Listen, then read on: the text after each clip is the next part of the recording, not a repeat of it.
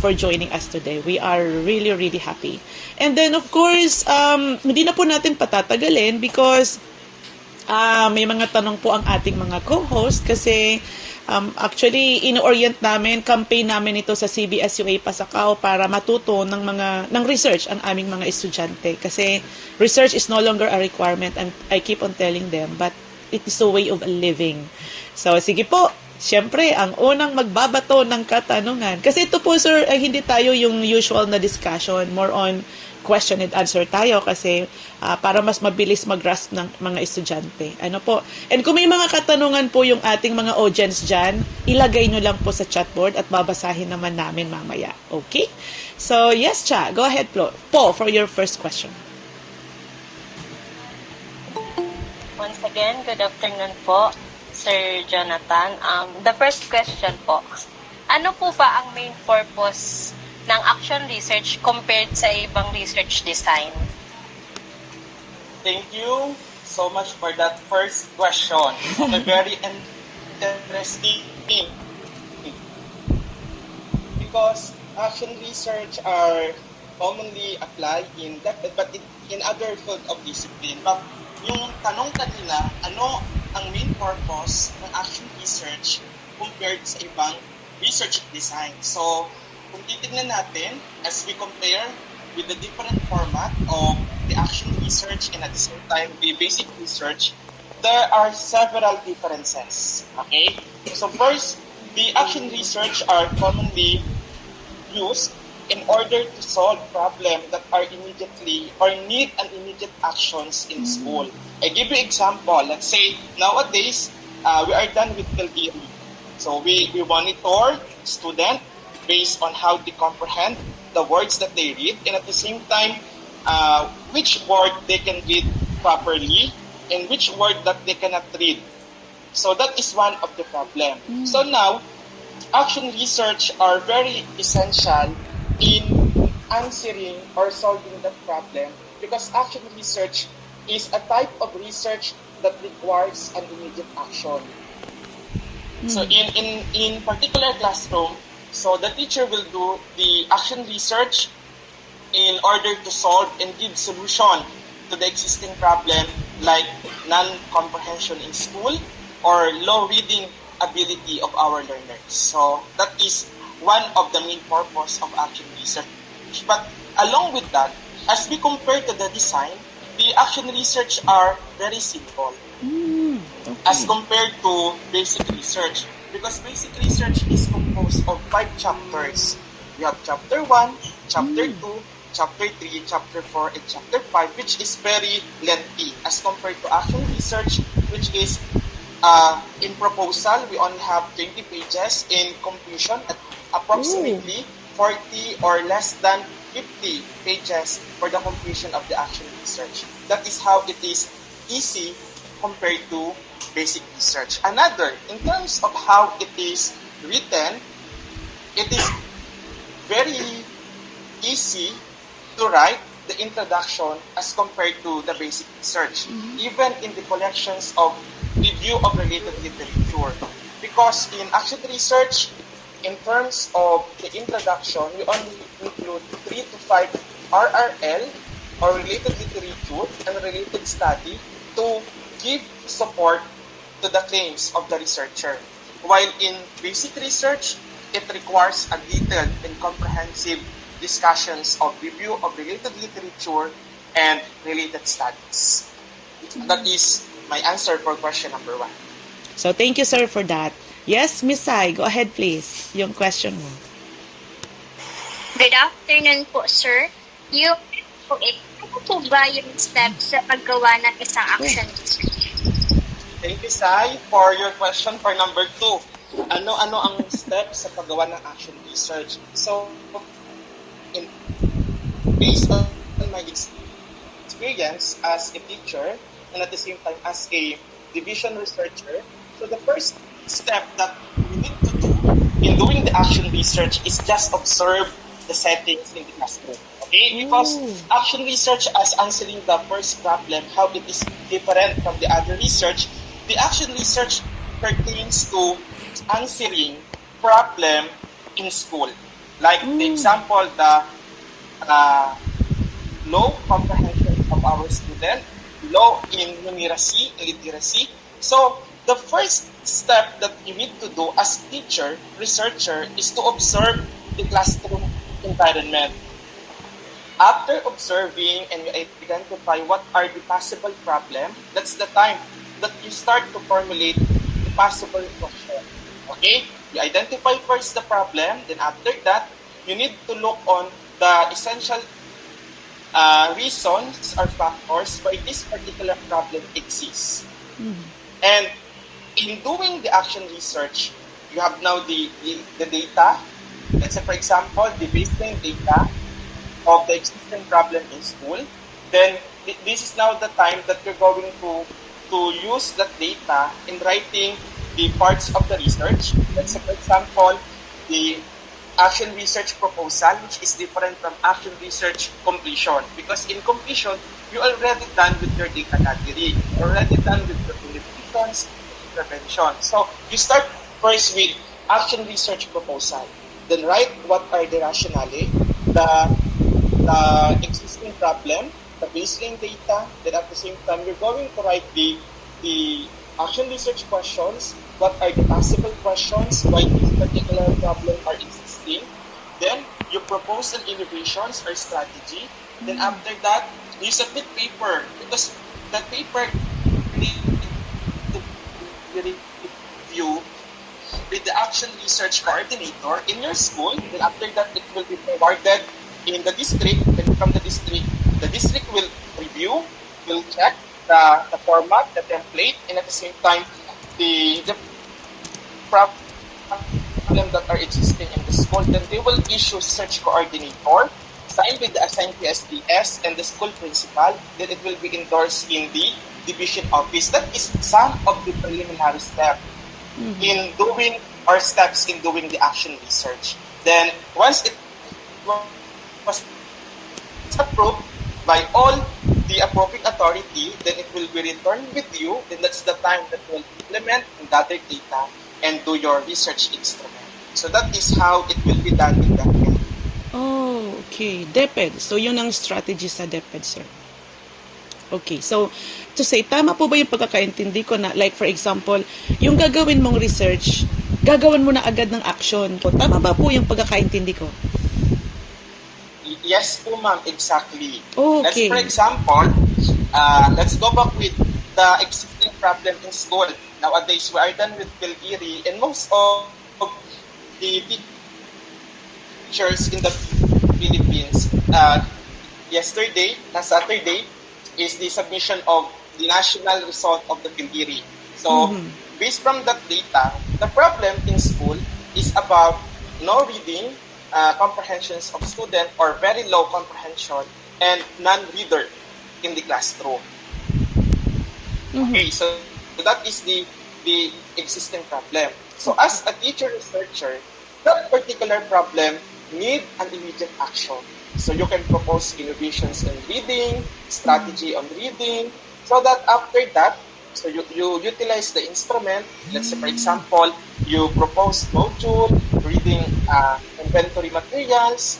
Then after implementing that, that's the time you will also interpret whether the conducted interventions or innovation help to improve the performance of learners, especially in reading. So that is how it will be conducted in DepEd. But aside from that, papers are also needed because once the paper is not approved, although you conducted the innovation, but this paper or the action research proposal is not yet approved, it's still useless. So you need the approved letter for you to conduct the actions or the intervention systematically.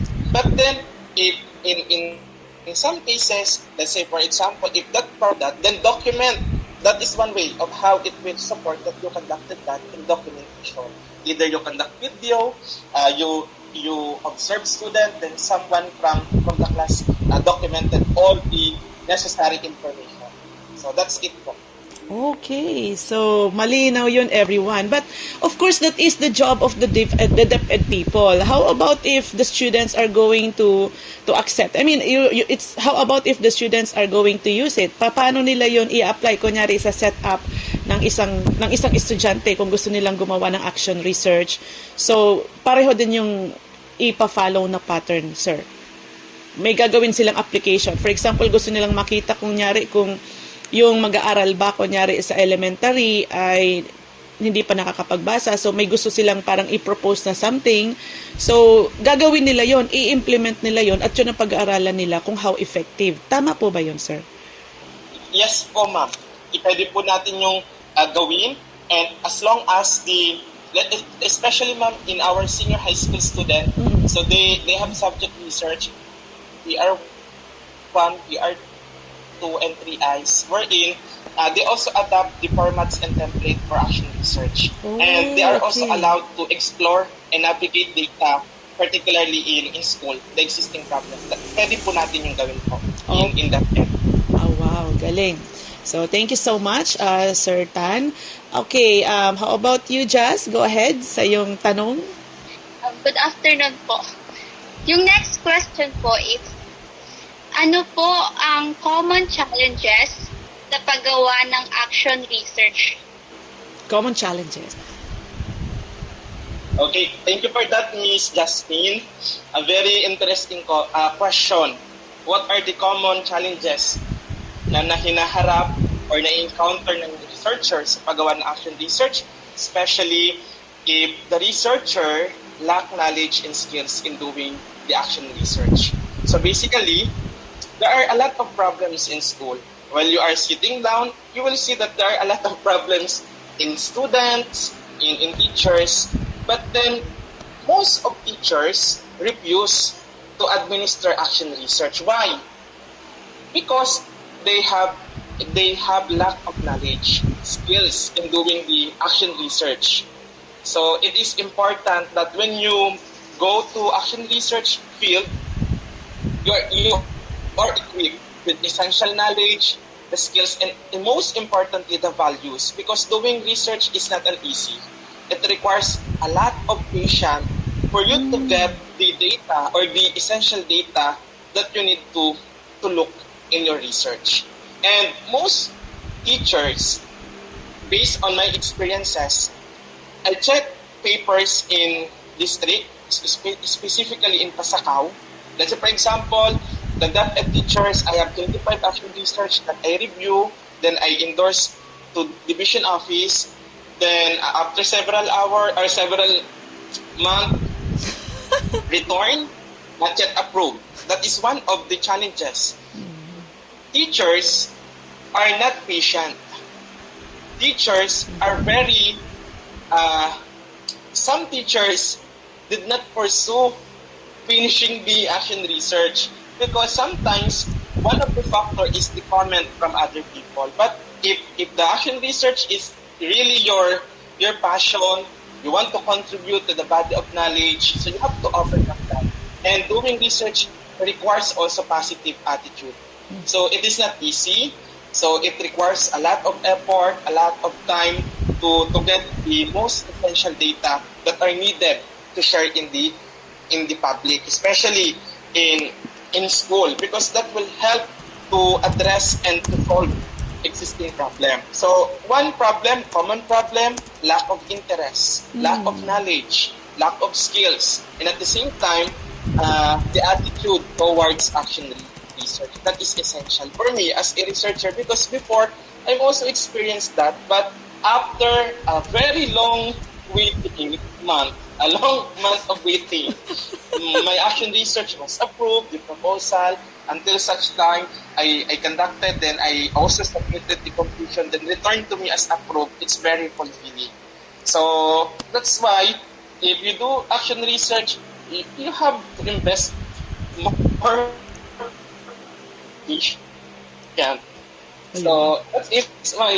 For my experience, one of the common challenges that our researcher also experience is lack of mentoring.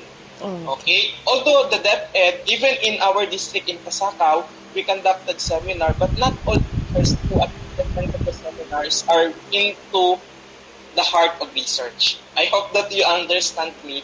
But once the research is already in your heart, no matter how difficult it is, you will work to accomplish that. That's something that you need to help, that you think that it is beneficial to your student and at the same time to your school. So, yun po. Yung sagot ko for that question. Okay, so talagang it's really a struggle for researchers na magawa ang isang research, particularly if there are other factors. Kasi kung tayo lang, kung wala lang mag-check ng researches natin, we can do as many research as we can. But somehow we cannot proceed with researches hanggang hindi na approve ng mga offices. So that's one of really of the challenges of the researchers. But I have a follow-up question po, sir. So that is the challenges encountered by the teachers or researcher themselves. However, yung tanong ko po, in terms of doing the action research, ano po ba ang possible na pwedeng ma-acknowledge na challenges ng mga estudyanteng nagre-research na pinili nila yung action research? Ano ang possible na mga challenges na pwede nilang ma-foresee sa experience nyo? Okay po. Thank you for that po, Ma'am Grace. Yes. So, for student, basically, ito po yung kapag ako umuupo as a panel, most of the time I observe is one of the common challenges po is the format of the action research is different from other school. That's why when the student adapt the particular template, then the panels are different. So they encounter so much question. And one of the common problem also is how the student are informed in the research style of writing in action research, because sometimes they think that the action research are like a basic research. So minsan yun po yung nagiging problem nila, na they have so much related literature, but in action research 2 to 3 is enough as long as it will support with the idea of the researcher. That's enough. So yun po, minsan nakita ko from the intro pa lang, ang dami na pong compilations of RRL and RRS or review of related literature, that is one of the common mistakes in writing the action research. So na nagiging problem ng ating mga student because they are not informed on the formatting and style. Okay. So, yun talagang formatting and style ang medyo nahihirapan sila. How about, sir, sa pagkandak? Di ba sabi mo kasi kanina, when it comes to an action research, parang ina-apply mo yung isang bagay, tapos titingnan mo kung effective yun. May nagkakamali din ba dun? I mean, di ba, for example, ako gusto kong makita, kunyari, na may nakita kong something na parang magandang gawin ito. Gagawan ko siya ng action research, tapos at the same time, i-implement ko yung isang bagay na pwedeng makatulong sa mga estudyante, kunyari sa study habits. So may naisip akong gusto kong i-implement sa kanila, gagawin ko yung action research. So meron bang nagkakamali doon? Yung in terms of application, mga ganun po? Yes po, ma'am. Especially if kadalasan, especially if the students are very eager to immediately work on the action research. Sometimes they forgot to verify or to submit their instrument to some expert to validate the content of the instrument. Then malalaman mo na lang tapos na si student nag-conduct ng data gathering without prior checking of the instrument. That is one of the common mistakes of our student. Let's say, for example, magtatanong tayo po, ito ba yung na-validate ng expert? Ito ba yung pina-check mo? Ito ba talaga yung mga kailangan criteria for that? Then, that is one of the common mistakes na encounter ng student when it comes to action research. But then, if the student are well guided by the advisor or the research teacher, so from the start of the phase 1, so what to do, how to implement that. So when they are well informed on what to do, I think they can do more in doing action research. Wow. Okay. Perfectly said, sir. Thank you so much for that. So, yun. Tandaan ninyo ha, everyone, lahat ng nakatune din ditong mga estudyante, huwag kayong kung may advisor din lang naman kayo, huwag kayong magsisimula at magkukontinue ng mga bagay-bagay without the guidance of the advisor. So, malaking factor yun. Kasi akala nila minsan, sir, na ayos na nila, nagawa na nila. Tapos pag pinakita nila bigla sa advisor, i-revise lahat. Guho ang mundo. Opo. Okay, so... Guho yung mundo. Yun lang po. Kasi uulitin ulit. Okay, so yes, Sai, go ahead. Another question, Sai. Please go on. Another question po, paano po ba dapat i-present or i-share ang findings ng isang action research po na impact sa real-world practices?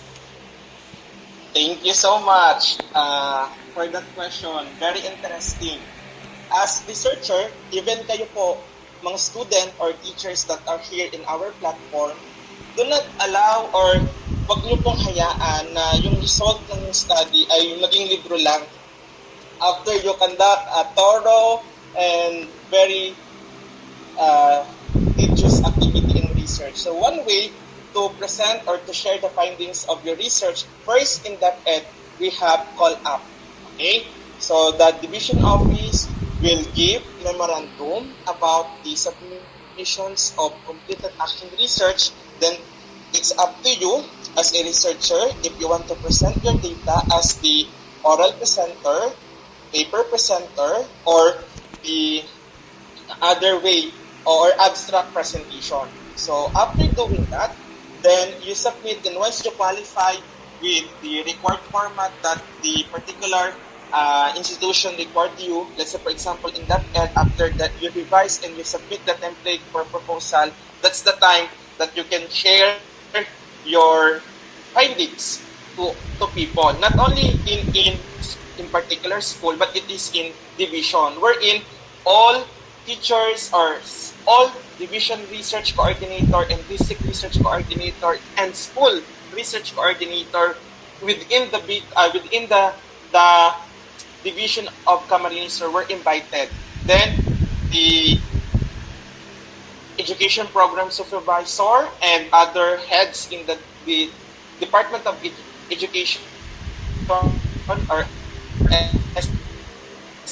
SDO Council will serve as the panel. So that is one way of your study. That is joining the research forum or colloquium. Another, we also have the external research presentation. Let's say, for example, for me, after doing my research, I present in school first. I present in PTA. So, let's say, if my problem is about student engagement and what are the causes, I present that to faculty meeting, PTA meeting, then at the same time, I join for the district research conference. Then after that, you can still join to district division or even in region if the division personnel endorse you to submit papers in the region base. That is one way. Then another, di ba po, if you go to Facebook, you go to other social media platform, some institutions or some agency also invite us to join in research presentation. The international research conference, you can join in that to share your the findings of your study, and at the same time publish your research. Okay, you can publish that even in local setup, let's say in division office through ISALIXIC, that is the research journal in that ed, but you can also submit that in international, so that more people will know and understand the findings of your study. That is one way of how we disseminate and present the information to public people. And that, I think, if you are after doing that, you feel proud to present that with other people. The result of your kapaguran. Diba po? Na ginawa nyo. Okay? Yun po yung one way na pwede po natin gawin. You submit for publications, yes po, then you will also receive notification. And at the same time, people will recognize you. You submit the highest completed action research or you join to research forum. So, masarap po yun sa pakiramdam na fulfillment Oh. sa part ng researcher. Totoo Yun yun. po. Okay, yes sir. Thank you so much. Pero may idadagdag din lang po ako, medyo doon sa point na yon, even if students pa lang sila, actually, pwede naman kayong mag-publish eh. Di ba sir? Maski estudyante pa lang sila, pwede silang dumaan sa phase na yon na after ng research nila is i-publish Yes nila po. yun. Fulfillment nyo yun at makikita yun online. Yes po. Okay. Basically po, Ma'am Grace, and to all audience here in our platform, the same as the basic research presentation. Opo. However, there are some modifications in the formats. Wow, okay. If you listen to or if you already watch or some colloquium or you sit in the colloquium, you will see, let's say, for example, in basic research, it has SOP, it has the assumptions, the findings, conclusions, and recommendation. That is the format in terms of chapter per presentation. But in action research, we have what we call action research question, then the findings, then after that, after you present all the findings, that's the time you will proceed to recommendation, conclusion, then after that the recommendation. So that is how the same structure but different, or there are some modification when it comes to how it will be presented in QC. Okay. So, yes, sir. Thank you so much. Yes, Cha. Meron tayong question sa chatboard. Can you please read po? Thank you, ma'am. Hello po, sir. This is a question from Ms. Zarmaine Perez. Sabi niya po, hello po, Sir Atan. Ask ko lang po sana kung saan po na scope pwede magamit ang action research. Okay, thank you for that, Ms. Perez.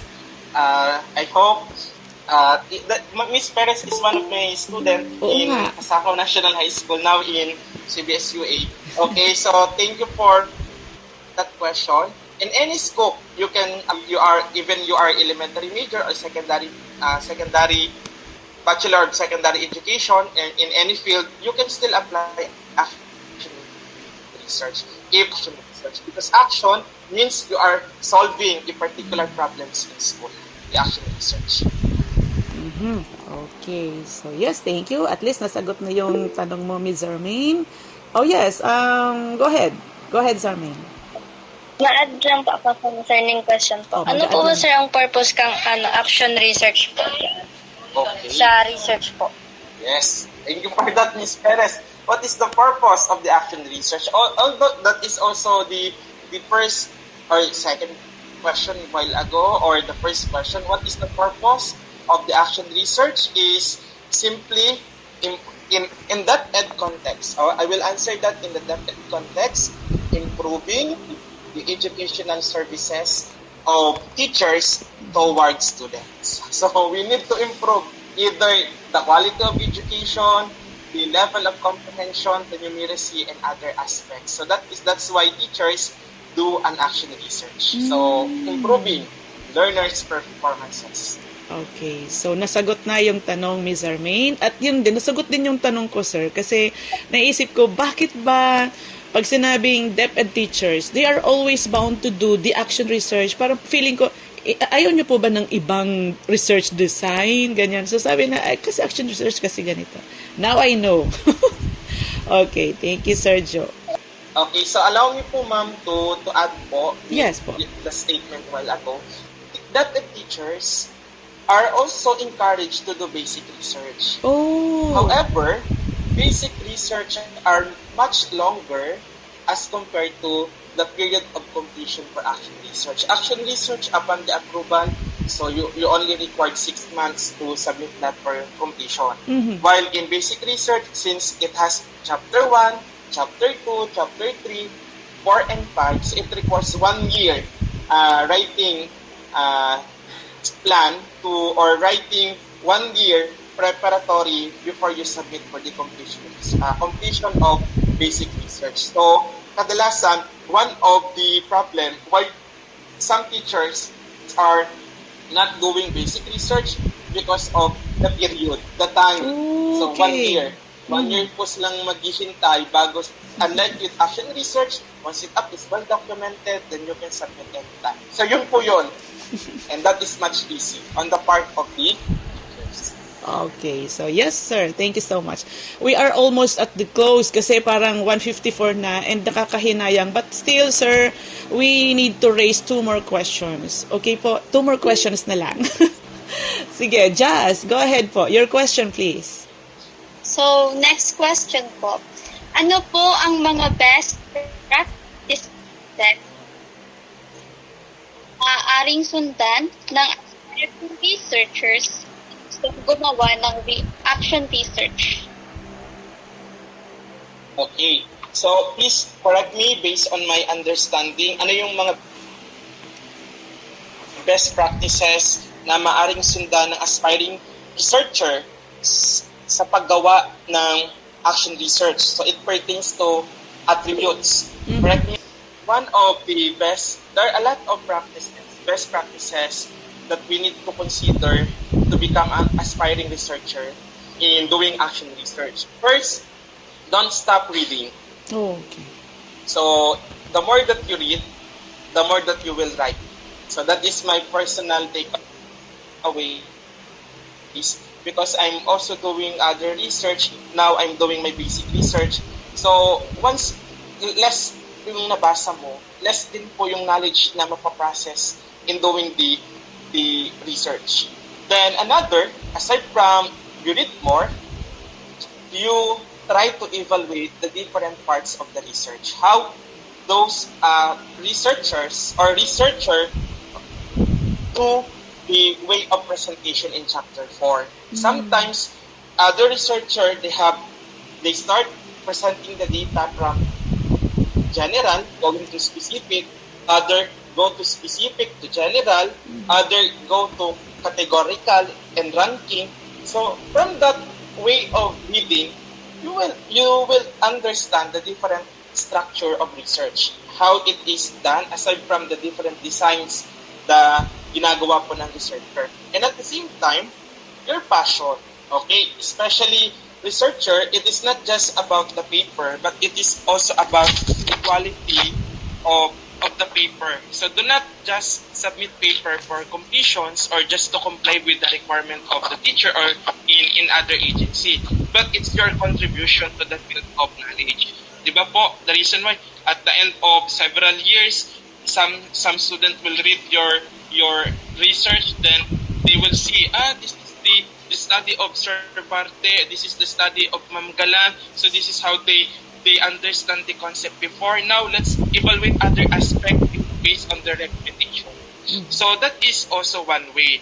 And another, you have also to invest more time, because research is not just one shot. Di ba po, Ma'am Grace? Yes, definitely. More revision, Yes. unlimited revision. So research is not perfect. So until the last sign, so there are still revision that Yes, you need yes. to administer. So you need also positive attitude and appreciate the research. And most importantly, if you want to be a researcher in the future, start to practice yourself in reading. At least you read a lot, not because you need that, but you will also evaluate different aspect how the researcher do the research. Okay, then another, the patient. They have the drive, but they don't have the patience. Wala silang accomplishment, or they could not submit the hard copy. That is yun so po true. yun. So, I hope may natutunan din po kayo. Oo So, naman, yun po sir. yung for me, one of the best practice. Yes, that is so true. Lalong-lalo yung revision, talagang grabe. Ang actually hindi mahirap mag-research. Ang pinaka-difficulty talaga or struggles na maaari mong ma-embrace sa research is yung revision, because if your advisor is not satisfied with what you are doing, they will let you do it all over again. So, ganon. At hindi lang yung advisor ang titingnan mo, kundi may mga panel members ka pa na they are going to tell you, why did you do this? Why did you need to remove this? You need to remove that. Marami kang tao na papakibagayan just to create your research. Kaya that's how amazing research is. You thought for it, nisip mo yan, and of course there are these people behind you na tumutulong sa'yo para mas makraft mo siya lalo. And yes, meron na naman pong question. Last na daw ito, sabi ni Miss Sarmaine. Sabi niya, Ma'am, last na lang po. Ask ko lang po if magagamit bang action research sa pag-conduct ng case analysis? Nasa chatboard po ito, sir. Sabi niya, if magagamit Yes ba ang po. action research? Yes po. Pwede po. Okay. Yes po. Oh, yes. So, the result of the action research can be another springboard in doing the case analysis. Pwede po yun. Yes. So, different lang yung structure ng case analysis as compared to the action research, but the results and findings in the action research can also be utilized in writing your case analysis po. Pwede po yun. Okay. So, yun. Definitely. Kaya, pagkatapos, pero hindi, ito lang, Zarmaine, siguro, sir, bigyan natin siya ng konting clue. So, hindi mo lang, yung research, yung action research at case analysis, hindi siya pwedeng pagsabayin. Kasi, parang baka maratel ka doon. Kailangan matapos mo na yung action research para makaproduce ka ng another research for your case analysis. Yes po. Okay po. And, Opo. Kasi po yung result, yun po yung gagamitin natin to do the case analysis. Kasi yung mga student po natin, sinasabay-sabay nila, hindi po yung masakit sa ulo. at one at a time. Opo. Nasakit po yun sa ulo. Data gathering lang, naku po. Oh, anyways, we are now down to the last question. Yes, Miss Sa, go ahead please. Of course, go ahead, Miss Hello Sa. po again, sir. So, the question po is, ano po ang pinagkaiba ng action research sa qualitative and quantitative research po? Okay. Thank you for that question. To correct you with to add or to enlighten the student here, action research can be done in qualitative and quantitative way of writing. Okay? Let's say, for example, if you want to present the data in narration, description phases, that's a qualitative, but that is a type of an action research. Galing. Flexible. But if you want to present your data either with table presentation, using figures or any graph, so that is also how the quantitative methods are applied in action research. Basically, we can identify whether the action research is quali or quanti based on how we craft the action research question. If the action research requires the level of aspect, it also requires significant difference, significant correlations, or it also looks in the association. The action research now is what we call quantitative. But if the research is all about perspective, factors about writing, or the question is more on narration, so therefore the action research now is qualitative.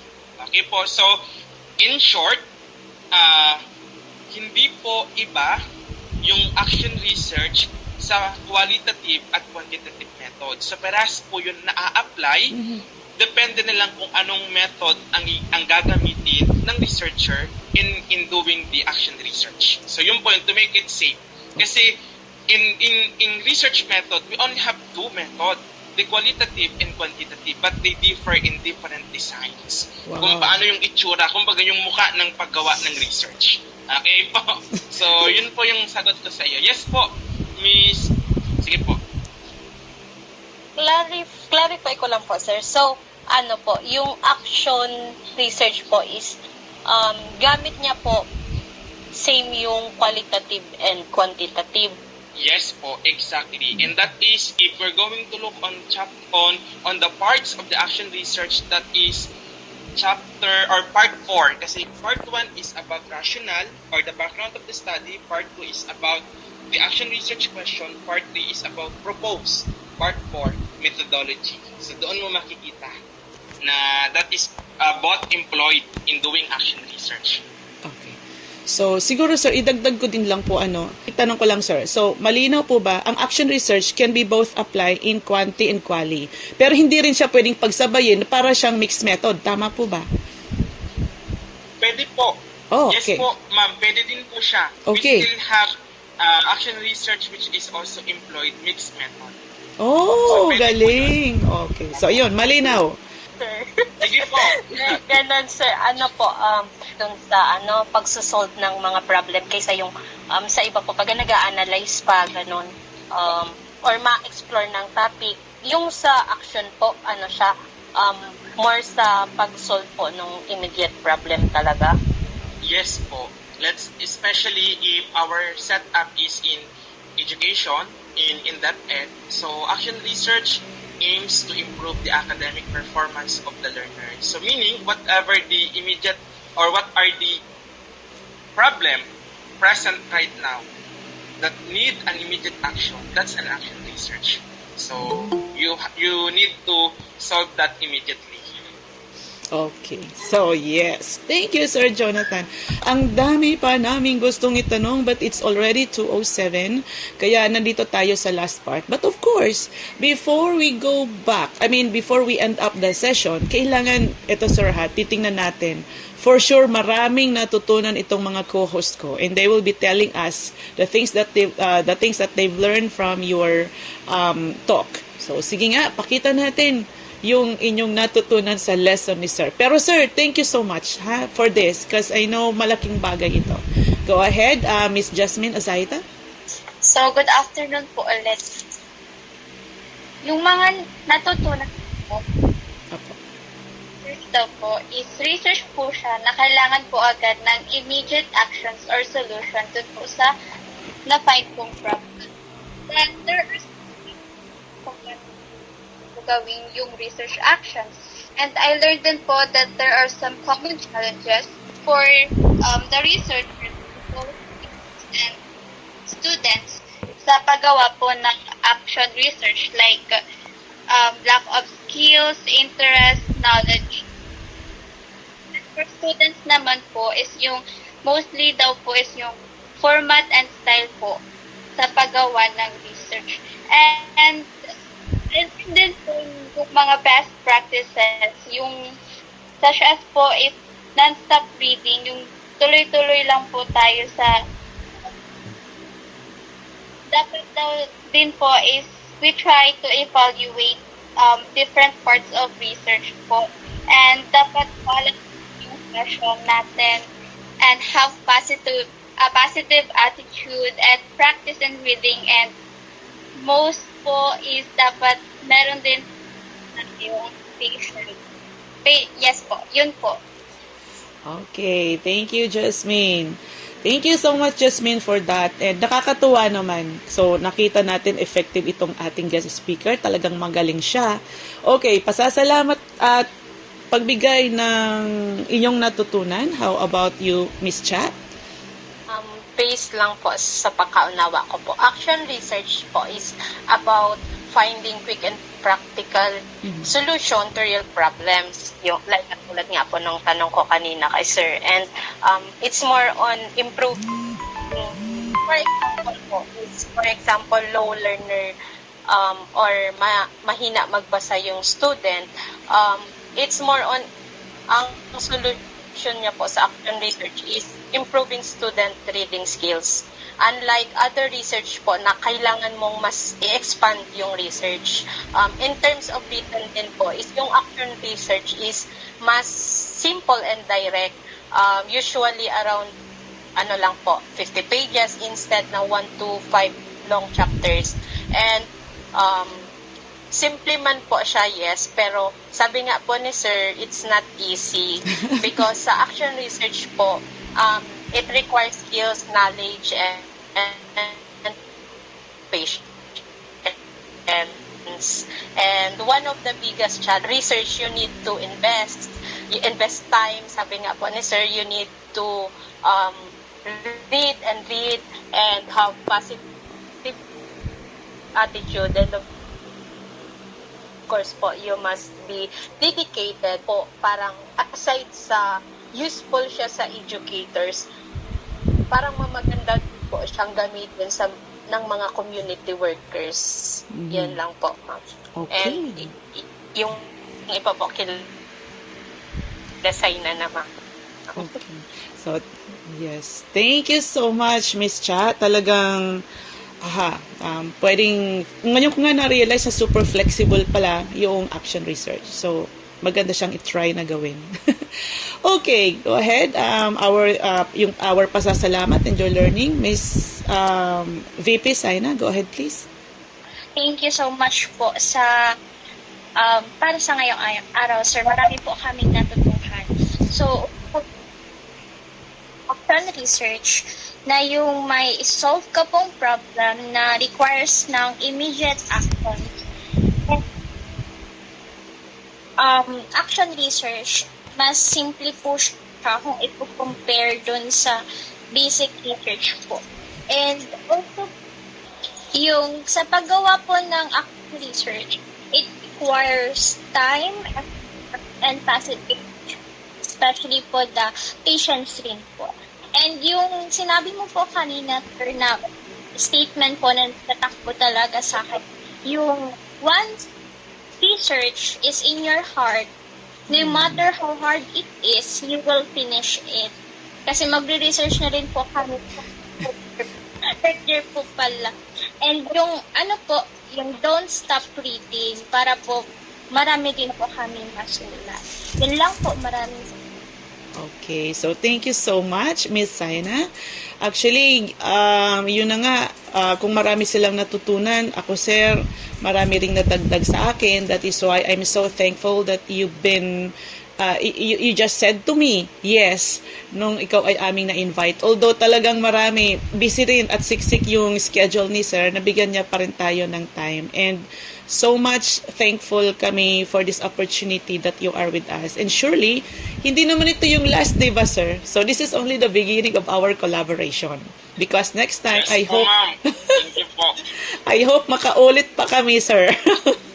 Anyway, Opo. yes po. Ang tumatak din sa isip ko na nasabi mo kanina is yung hindi siya mahirap siyang madali.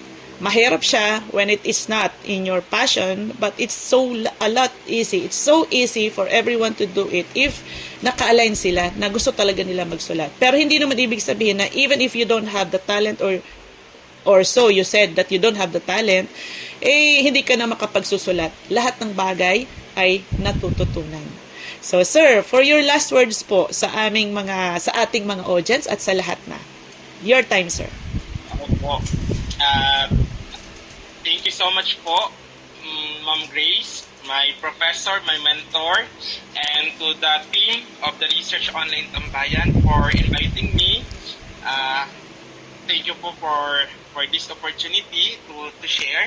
Although kanina ay nalate po talaga ako dahil sa ulan, but thanks that nakaabot po. And at the same time, I hope that this is, sabi po ng ma'am, this is just a beginning, and I hope na not only in the Research Online Tambayan podcast, but even in research presentation or in research colloquium, we see each other. So I'm looking forward po na mas madami pa na mga taga doon sa atin sa Pasakaw ang mag-engage in doing research. Not only in Pasakaw, but all students, they love doing research. Oh, so wow. for that, thank you po, and I hope may natutunan po kayo sa session natin this afternoon po.